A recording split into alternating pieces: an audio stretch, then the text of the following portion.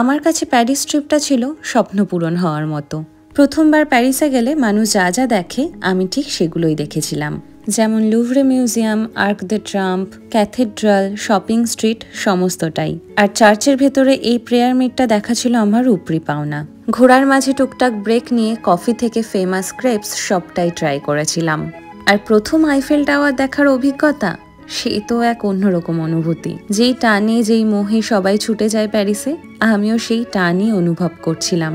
এর সৌন্দর্যতা ভাষায় প্রকাশ করা যাবে না। 1 ঘন্টা পর পর চিকমিক করে জ্বলে উঠছিল, আর এরই মাঝে ডান্স, মিউজিক সবটাই এক্সপিরিয়েন্স করেছিলাম। সমুদ্র দেখে ফেরার পথে যেমন বাড়ি আর ফিরতে ইচ্ছে করে না, এক অদ্ভুত নেশায় আটকে দেয় যেন, এর মায়াও ছিল ঠিক তেমন।